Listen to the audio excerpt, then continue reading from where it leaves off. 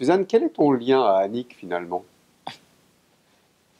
C'est, c'est une belle question pour moi. C'est quelque chose de très personnel. J'ai rencontré Annick fin 90, j'étais en fauteuil roulant. Donc en mars 90, j'avais fait un AVC massif. Et j'accompagnais mon mari, c'est le premier grand voyage que je faisais depuis mon AVC à Paris, parce que je lui avais montré que la dame dont il travaillait les livres faisait une conférence. Il avait absolument voulu qu'on monte. Moi, j'étais pas très motivée parce qu'en fauteuil roulant, c'est très difficile de voyager. Mais bon, ça s'est fait. Et le matin, je suis allée, j'avais une chambre juste à côté de la salle où Annick enseignait. Et le matin, je suis allée voir où est-ce que c'était, repérer les lieux. Et Annick est rentrée, peut-être pas un quart d'heure avant l'heure de sa conférence. Elle m'a foncé dessus parce que j'étais une jeune femme de 38 ans en fauteuil roulant. Qu'est-ce qui vous est arrivé, quand, où, pourquoi? Enfin, elle m'a interrogée. Et puis l'heure de sa conférence était dépassée. On est venu la chercher en disant Annick, l'heure. Alors elle a commencé à parler de sa conférence tout en allant au pupitre. Et moi j'étais là sur mon fauteuil et je reculais tout doucement pour sortir. Mais je ne suis jamais arrivée jusqu'à la porte. Parce que ce qu'elle disait résonnait tellement profondément en moi. J'avais jamais rien lu, j'avais jamais rien lu de ses livres. Simplement, j'avais fait, dans la petite année que j'ai passée à Valmont, à Marseille, en rééducation, des expériences absolument extraordinaires dont je ne pouvais pas parler. Parce que quand vous avez été opéré du cerveau, que vous êtes ficelé sur un fauteuil roulant avec perte des sphincters, avec la bouche de travers, avec le bras bloqué dans une attelle, et que vous dites que vous vous sentez dans une joie profonde, que vous êtes sûr de remarcher, et qu'il y a une présence à côté de vous tout le temps, vous êtes juste bon pour la psychiatrie. Et ça, j'en étais consciente, puisqu'il y avait une vérité intérieure. Je remarcherai, ce n'est qu'une épreuve, je la passerai, et une vérité extérieure où mon corps était totalement dégradé, où ma cuisse fondait et où je sentais mauvais, je sentais le suifrance.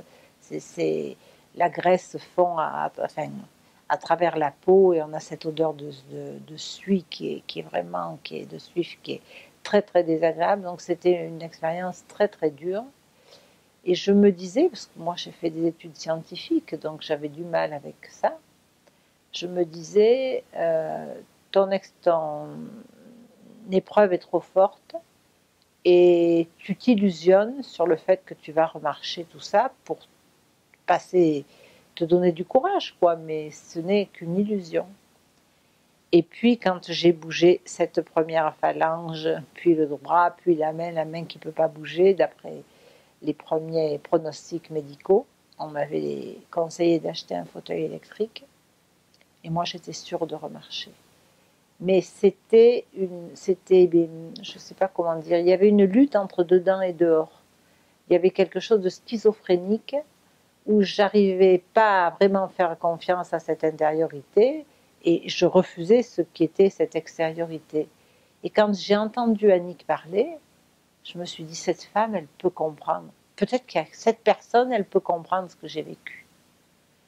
Puis, nous sommes beaucoup allés chez elle, euh, au lieu dit La Chapelle, à Rochefort-sur-Loire, faire des stages. Et j'ai beaucoup parlé avec Annick, nous sommes devenus très amis, nous avons voyagé, pris des vacances ensemble, tout ça. Annick disait qu'elle faisait sa cure de rigolothérapie avec moi, parce que nos rapports ont toujours été très, très gais, très dynamiques. Mais quand j'entendais parler Annick, je pouvais mettre des noms sur du vécu.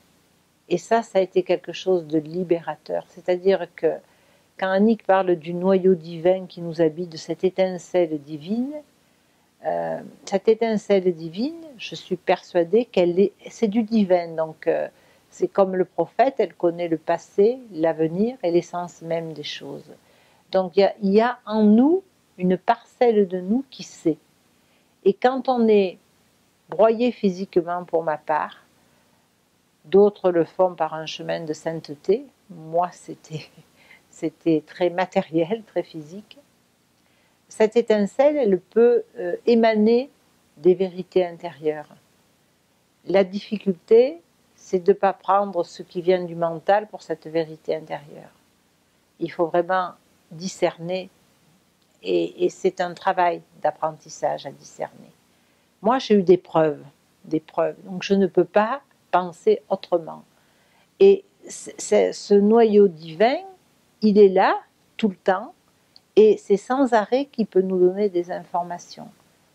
Et dans ma vie, j'ai travaillé pour vérifier, parce que, en tant que scientifique, on a besoin de preuves, et c'était assez troublant pour moi. Je visualisais un lieu que j'aimais beaucoup sous un chêne, et je disais à mon mari, c'est pas la peine d'y aller, il y a du monde. Et lui me disait, ben ça s'arrange pas. Donc il prenait sa voiture, il allait voir, il y avait du monde. Et quand je lui disais, on peut y aller, c'est comme si j'étais en lien avec ce lieu-là. Et quand on y allait, il n'y avait personne. Donc j'ai appris à écouter par-dedans ces vérités intérieures. Et quand j'entendais Annick parler des émanations de ce noyau divin qui est en nous, qui nous informe, c'est-à-dire qui nous forme du dedans, mais il nous donne aussi des informations qui peuvent passer à la conscience. Nos sens extérieurs, nos sens nous attirent que vers l'extérieur. La vue, tout ça. Quand on rentre en soi-même et qu'on va capter ces informations, la vie, elle a un autre sens, elle a un autre goût, on a des certitudes. Après, il faut que ça arrive pour apprivoiser cette vérité-là. Et donc, j'ai rencontré beaucoup de gens autour d'Annick, beaucoup de gens à qui Annick avait beaucoup apporté et qui l'ont vraiment mise sur un piédestal, parce que c'est avec Annick qui se sont ouverts au monde spirituel. Moi, mon ouverture spirituelle, elle a été faite un peu de force. J'avais la tête très dure, j'ai vraiment été coupée en deux. Et ce que je lui dois, c'est la compréhension de l'expérience. Mais l'expérience était antérieure. Et ça, c'est un lien que j'aurai à vie. Merci beaucoup, Suzanne.